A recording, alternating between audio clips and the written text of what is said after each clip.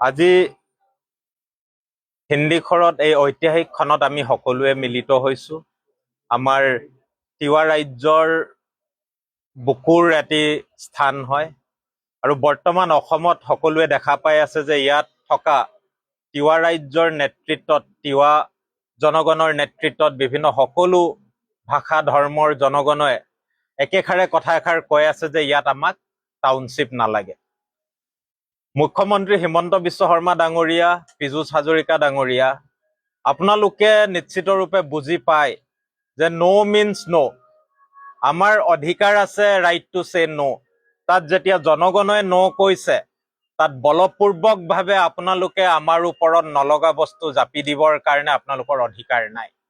আৰু এই ধৰণে হেঁচা প্ৰয়োগ কৰি এতিয়া আপোনালোকে আমাক সকলোকে বাধ্য কৰিছে আপোনালোকৰ বিৰুদ্ধে আন্দোলন গঢ় দিবৰ কাৰণে।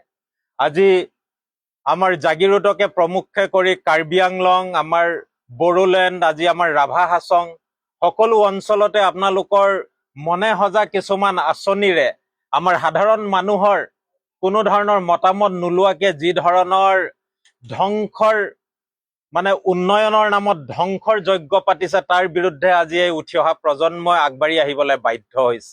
আৰু আমাৰ লগত প্ৰতি জনজাতীয় শ্ৰেণীৰ মানুহ আছে। ইয়াত আমাৰ শিক্ষিত মানুহখিনি আছে, আমাৰ ইয়াত ডেকা ল'ৰা ছোৱালী আছে। আমাৰ ট্ৰেডিশ্যনেল ছিষ্টেমসমূহক আমি সন্মান কৰি তেখেতসকলক আমি আমাৰ মাজলৈ আনিছো, কিয়নো সেইবোৰ অধিকাৰ আমাক আমাৰ সংবিধানে দিছে।